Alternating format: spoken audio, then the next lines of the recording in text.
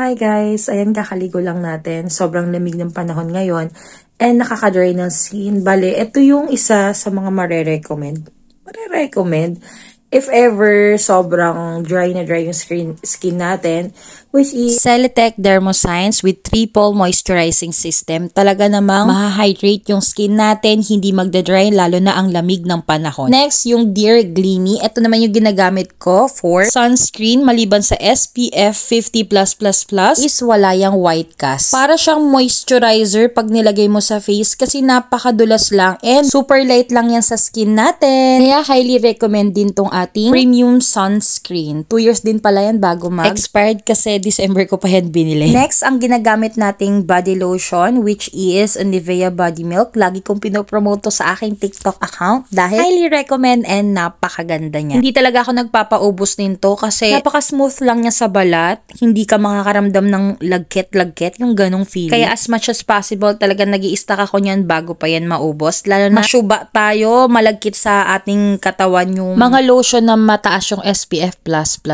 Yun yung napapansin ko, yung mga pampaputi na lotion. Pero nagamit din ako yun mga bebs. Kumbaga ina-alternate ko lang din sila. Kunyari 1 week ngayon, then next naman is yung pampalighten ng skin. Pero kung moisturizer lang din talaga ang hanap mo, ito ang highly recommend ko tong Nivea. Next sa ating listahan, ang aking ginagamit everyday use. Syempre hindi mawawala yung Milko. Ang tagal na namin nagsasama. Ano na Milko? 10 years na tayo. Mas matagal ka pa sa relasyon ko. Charot. Talagang hindi ako nagpapalit na ng ibang deodorant. Maliban sa ibang deodorant na nakakaitim, syempre nung mga teenage natin, ang dami nating tinatry na product. Yung ibang product na mamawis pa rin yung kilikili ko. Pero ito lang yung bukod, tanging product na nakita ko sa merkado na talaga namang swak na swak sa akin. Talagang hindi na mamawis ang aking underarm, hindi nangangamoy maasim, ganun. Although wala tayong putok, pero pantanggal ng putok yan mga sesha. Kung meron kang anghit, pwedeng yan sa'yo. Kung meron kang hadhad sa paa, alipong, pwede rin yan sa'yo yung Milko. Kinagandahan yan is 2-in-1 siya mga ses. Next, balik ulit tayo sa mukha. Ang ginagamit ko naman serve as a primer which is ang ating Belo Tinted Sunscreen with SPF 50+++.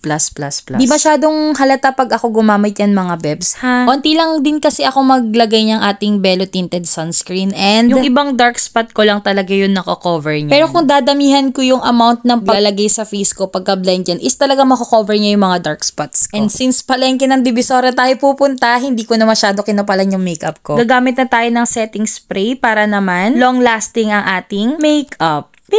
Pero hindi na ako masyado magme-makeup talaga yung mga bebs. Pagkatapos nitong ating Belo Tinted Sunscreen, mag-a-apply lang ako niyan para hindi masyadong mag-oily talaga yung face ko. Once hindi ako gumamit kasi yan mga bebs, mamaya kasi is magpupulbo lang talaga ako, pati yun mahuhulas. Yung tipong papunta pa lang ako ng Divisoria pero yung mukha ko parang pauwi na. Charot! Setting spray from Azla. Lalagay ko na lang din yung link sa ating yellow basket pero mga bebs ang ganda niyan. Maghapon hindi talaga ako nag-retouch. Talaga naman. Highly recommend to. Pero although syempre nung gabi na halata na yung nag-oily na rin yung face ko pero nakita ko yung improvement niya unlike before nung hindi ako gumagamit ng setting spray. Wala pa kami sa Divisoria, hulas na ako. Twice ko palang ginamit yung ating setting spray after ko mag-apply nung ating primer which is yung ating Belo Tinted and after ko maglagay ng pulbo. Yan na yung pinaka-finish product ko, di ba? Parang wala nangyari. Pulbo lang yan mga seswa. Parang feeling ko kasi pag twice ko siyang ginamit, kakapit si primer tsaka kakapit yung pulbo. Di ko sure kung tama ba yung ginagawa ko. Pero ganun talaga pag ginagamit ko yung setting spray. And eto na nga, nasa bus na nga tayo. Napakapuno na naman. Ano nga bang bago? Ayan, halos wala pa rin kami masyadong tulog kasi sanay kami matulog na mga alas 6 o alas 7 ng umaga dahil live selling ako ng madaling araw. Kaya naman mga puyaters ang person. Tapos di pa ako nakaupo dun sa favorite spot ko which is yung sa pinakagilid ng left side or right side. Basta doon tayo sa malapit sa bintana. Pero ox na yung kaysa naman tumayo. Diba? Nakakapagod tumayo mga ses. Tas pares lang din naman yung ibabayad nyo. And after namin bumaba ng Loton, may jeep doon diretso Divisoria. Ayan mga bebs. Bali bago nga pala kami bumili ng mga pa-orders namin sa Facebook. Ayan. Kung gusto nyo maging reseller ko, message nyo na ako. Lalagay ko na lang din dyan sa picture yung aking FB. Baka naman. Mga gamit sa bahay, yung mga tinitinda ko sa FB. And dito naman sa TikTok is yung mga Pre Love UK toys. And meron tayong bago which is yung palaman, mga fiber, magtitinda na rin tayo. Pero panimula pa lang, kaya 15 kilos pa lang yung dala namin. And ito yung pinaka-trending kay kung saan nga masarap, dapat pinupuntahan. Tama nga ba yun? Itong Biryani King, hype na hype siya sa dalawang platform na pinapanood ko, which is sa TikTok and FB. Kaya naman na-curious talaga tayo. And pupunta lang din naman tayo sa Divisoria. Why not naman daanan na rin natin. Pero isa-separate ko na yung video din to ha, yung ating biryani meal na umabot ng 1 oras mahigit bago i-serve. Charot! Pero advice lang, bago kayo pumunta, siguraduhin hindi sobrang gutom ha, para mahaba ang pasensya. And after nyan mga sis, hindi na ako nakapag-video nung kumuha kami ng mga items. Kasi habang naglalakad, nag-upload din ako ng mga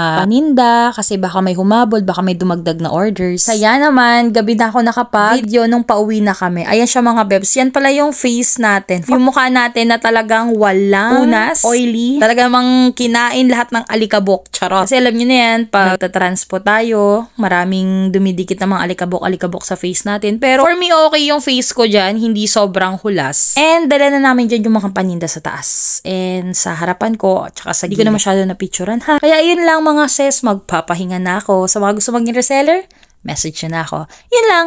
Bye!